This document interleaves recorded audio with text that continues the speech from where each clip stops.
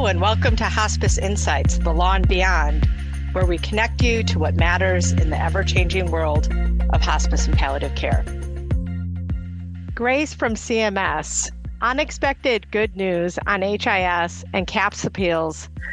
Jake Harris, here you are again, third year in the row with good news to deliver, which was really exciting. I ran out of my office to your office because we were in the office that same day together, gave you a big hug and was like jumping up down, and like my heart was beating fast. And anyway, it was a very exciting day.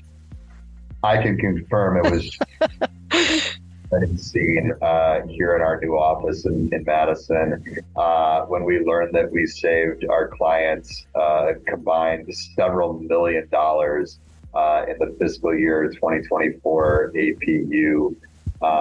This was the first year that CMS increased the penalty from 2% of the APU to 4% of the APU. So it would have been a tremendous hit for the providers who were deemed non-compliant. But thankfully, we were able to win many of our reconsideration requests and negate that penalty at the first stage of the appeal process this year. Yeah, so we've sort of built a machine around this because we have done them for now the last 3 years and have had tremendous success, and hence the title Grace from CMS. I mean, I have really appreciated that CMS has been willing to really look at the circumstances and sort of see holistically the impact this is having and, you know, what people's efforts were. Because I don't know that you necessarily always feel that people understand the impact that this is going to have, because I think in all of the cases we had clients with a variety of different circumstances, but all made great efforts to comply, and for a variety of circumstances did not. So I guess tell me a little bit about the stories that sort of weave all these different cases together. Like, in the past, COVID was really the thing, but you know, in this year there was more, I think, variety than that. There's no doubt about that. This was by far the greatest variety of circumstances that our providers faced in the 3 years that I've been preparing and submitting these. A couple of years ago, these reconsideration requests looked very similar because everyone was being beset by challenges related to the COVID-19 pandemic. And while there were certainly COVID-19 related challenges that faced providers in calendar year 2022 as well, there were other things. We had clients who were deemed non-compliant with the HIS reporting requirements. We also had clients who were deemed non-compliant with the CAHPS survey requirements. We had clients who were brand new providers in 2022, and thanks to delays, frankly, in large part on CMS's end, were not able to begin successfully submitting data right away. We also had, long-time providers who just ran into issues during this particular year. We had staffing challenges for different providers, particularly in an inflationary environment and in an environment where it's difficult to find well-qualified, well-trained employees to handle these responsibilities. And as I mentioned, we did still face some COVID-related challenges as well. So what we were able to do this year was really try and dig deep into the unique facts of each particular provider's circumstances, try and build a narrative, try and stack, 2, 3, or 4 different things going on, and portray their situations as accurately as we possibly could. And thankfully, the result of that was some grace, some mercy from CMS. Yeah, it was exciting day to get the mail.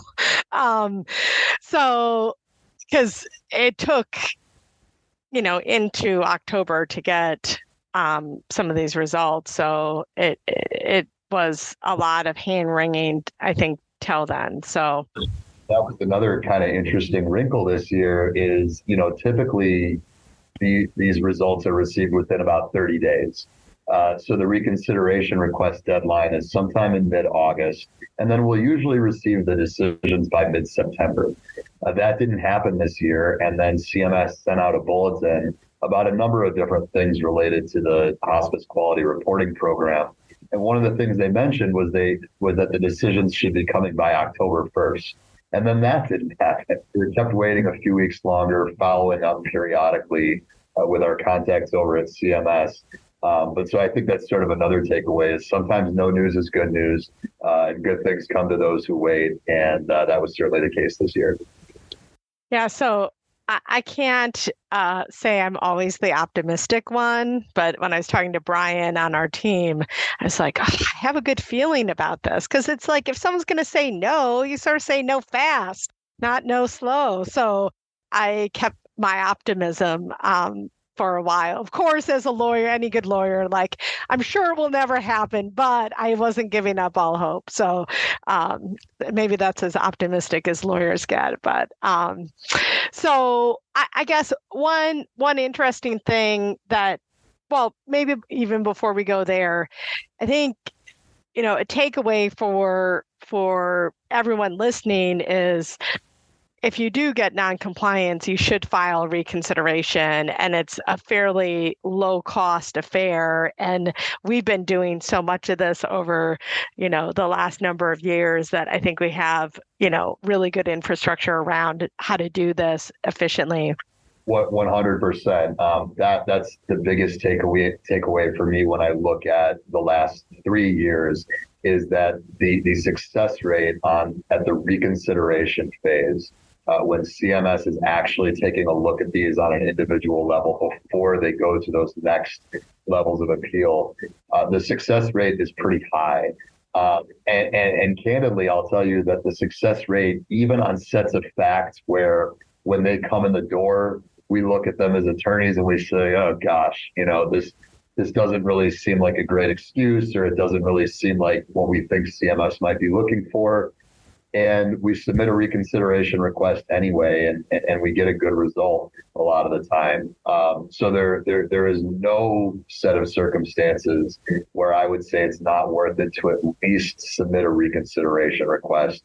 And as Meg mentioned, we have become quite efficient at putting these together, preparing the submissions, getting them filed early. And it really is a kind of a no-brainer cost, particularly now that it's 4%. Yeah. For the vast majority of our clients, and the amount that it costs us to gather facts, review records, prepare and submit a reconsideration request, it's just enormous. So we would recommend that anytime you get a non-compliance determination. Well, and maybe the last takeaway here is, if you think you might be non-compliant for whatever reason, don't wait to get that letter, because we have worked with clients who, and you'll give me the right, is it an extension or exception? Yeah, there are actually two different paths. You could seek an extension, which means we will submit the data, or we have submitted the data, but it's late. It's outside of that 30 days from the event. And then there's an exemption, which means something is going on such that we can't get you the data, even if giving us a little bit more time is not really going to help. And a lot of times that will be a natural disaster, such as a hurricane or an earthquake or something that happens, to the hospice's facility. But either way, whether you just need a little bit more time, or whether you need some grace to be shown for a particular period, seeking an extension or exemption request is always going to be viewed more favorably by CMS than waiting until you're deemed non-compliant and then seeking reconsideration. Yeah. So I think that's something that maybe folks didn't know was an opportunity. And so I guess don't sit on your hands or wringing your hands, being like, I might not comply. When in doubt, seek relief early, because we have had, good results there. And again, some grace from CMS in those circumstances too. So gosh, I hope we can do, not that I want anyone to be non-compliant next year, but I hope we can do a 4-year in a row podcast on this, because it is, it's nice to know that CMS does really listen and take to heart, what providers have to say.